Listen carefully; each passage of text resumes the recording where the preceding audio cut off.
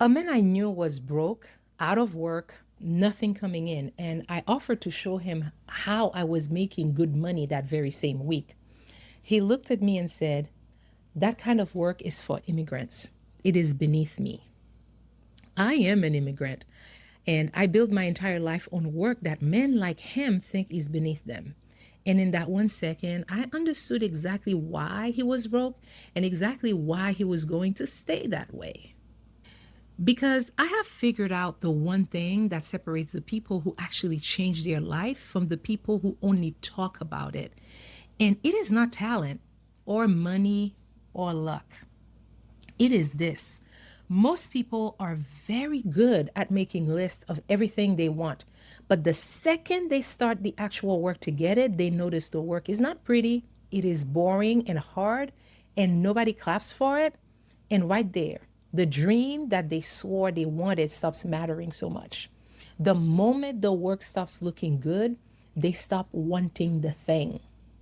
So today, I want to talk about the part nobody ever puts on the list, the walking alone part, because I have done it my whole life, and it is the reason I am sitting where I am right now. And that man is not unusual. He is the pattern. Almost every single time I have made a decision that actually moved my life forward, people laughed at me. And it's not strangers, it's people close to me, friends, family, people I loved. And every time, years later, that same decision turned out to be the thing that saved me. I won't pretend that does not hurt. Being laughed at by people you love is one of the loneliest feelings there is. And for a long time, I thought it meant that I was the problem, that everyone around me thought I was crazy. Then maybe I was. But I was not crazy, I was early. And there is a big difference between those two. And almost nobody tells you that when you're standing there alone. So let me show you what I mean. Three stories, and then what they all add up to. When I was in high school, I had a math teacher named Mr. Perez. And let me tell you, almost nobody liked this man. He was the toughest teacher in the whole school. People said that he had a bad attitude. He did not cuddle you. He did not care whether you liked him. He made you do the work and then made you do it right again until it was right. And here's the strange thing. I admired Mr. Perez because he was consistent. He always did it right. And he insisted you do it right too, the exact way. And that took a lot of practice. And most people hated that about him. I loved it. So when exams came, I studied hard. I would invite friends to study with me to really break the concepts apart and master it. Physics, geometry, tracing those curves until I actually understood them, not just memorize them for a test. And you know what my friends did? They laughed at me. Even as a kid, they thought it was ridiculous that I wanted to understand the thing instead of just scraping by. They wanted to talk about lipstick, colors, boys. I wanted to understand the math. And I'll be honest about how that felt. When you're a kid, you want to belong, not to be the weird one. So sitting alone with that textbook while everybody laughed cost me something real. It was lonely. But Mr. Perez taught me something I have carried my entire life. Doing it right, the hard way, with a lot of practice when nobody is clapping for you. That is the thing that pays off down the road. He taught me the long game before I even had a word for it. Now, fast forward to me as a grown woman right before COVID hit. Somebody taught me how to coupon. I mean, really coupon. And it was pure curiosity for me. It was the strategic kind where you stack the deals and walk out paying almost nothing. And I will never forget the moment it clicked. I was looking at a name brand bottle of Tide, the kind everybody pays $8, $9 for. And I realized that if I did this the right way, I could get that exact same bottle for $1.50. $1.50 for the identical bottle. And I stood there thinking, why isn't everybody doing this? Why would I pay $8 when I can pay $1.50 for the same thing on the same shelf? So I started doing it. And I started stacking toilet paper, paper towels, detergent, body wash, shampoo, dish soap, things I use every single day anyway. I filled 2 whole closets in my apartment with the stuff. And people laughed. Look at her couponing. They would say, "Why would you do that? You're not a poor person." Like it was beneath me, like being smart with money was something to be embarrassed about.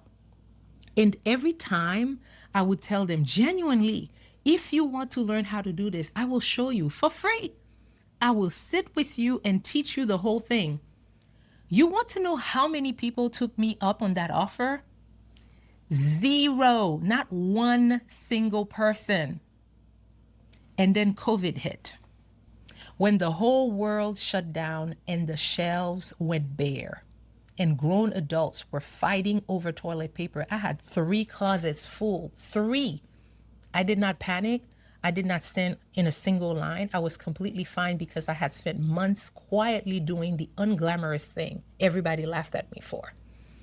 And here is the part that still gets me. Even after they watched it happen with their own eyes, that the very thing they mocked me for was what kept me safe and stocked, almost none of them came and asked me to teach them. Their pride was still louder than their empty shelves. Now, the third story. I told you a piece of it at the very start. Let me give you the whole thing now. That man who said the work was beneath him, here is what he was actually turning down. I was doing gig work, shopping and delivering food for people, and I was one of the fastest out there. On a good week, I made $1,500. On a bad week, $1,000. Real money, money that fed my whole life. And he was unemployed, sitting at home, nothing coming in at all. So I offered. The way that I always do, I said, "Let me show you how to do this. You could be making money by next week." And he looked at me and told me those jobs are for immigrants and they are beneath him.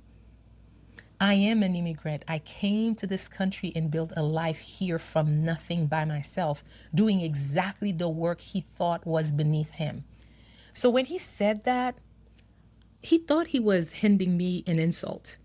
But all he really did was tell me out loud why he was broke and why I was not. He was so busy protecting his status that he could not reach down and pick up the one thing that would have saved him. He sat there unemployed, clutching his pride while I kept doing my thing and making my money. And honestly, it broke my heart a little because it did not have to be that way for him. So here is what those 3 stories all add up to. Here is the thing that almost nobody is willing to say out loud. Saving real money, getting out of debt, building something that lasts, it requires you to put your pride all the way down, to roll up your sleeve and do the thing that does not look impressive while you're doing it.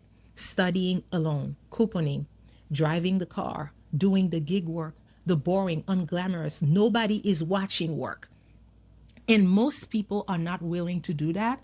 And it's not because they can't, because they are terrified of what people will say about them. They would rather look successful than be successful. They would rather keep their status than keep their money. Because here is what I have watched my entire life. Most people walking what they call the American dream are clutching their status the whole way down. They care about the title. They care about the image. They are faking it, holding up a picture of wealth that is not real, right up until the moment they go bankrupt, loudly in front of everyone. And if something in you just sat up a little straighter right now, if you are the person who was always being willing to do the unglamorous work while everybody laughed, then you are my people. And I make these videos for you every week. So subscribe and let's walk together. Meanwhile, the woman quietly couponing, quietly driving, quietly stacking up all those small, unglamorous wins that nobody respects. That woman is building something real with no audience, with no applause, often with the people she loves laughing the entire time. So let me tell you the real lesson here, the one that I needed somebody to say to me when I was that kid sitting alone with the textbook. Your path to something great is probably not going to involve bringing a big crowd with you. That is just the truth. The path to greatness is almost always one you walk alone, at least at the start.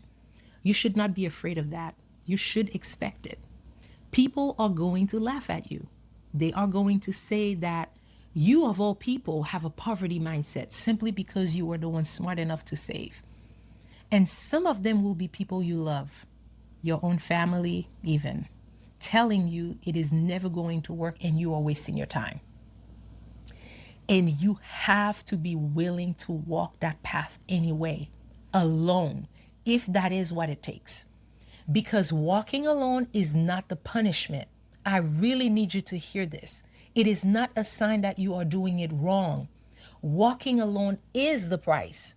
And looking back over my whole life, it was also the proof. Every single time I was alone and being laughed at, that was the precise moment I was doing the thing that will go on to change my life.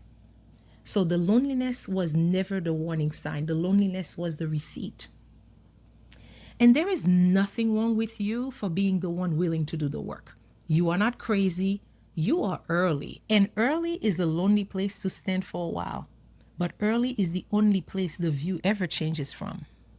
So, whatever it is for you, whatever that unglamorous piece of work is that you already know would change your life if you just did it and let people laugh.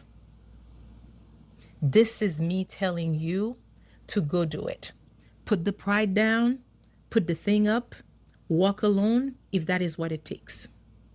I walked alone with a math book and a coupon binder and a delivery bag. And every single one of those lonely walks built the woman who is talking to you right now.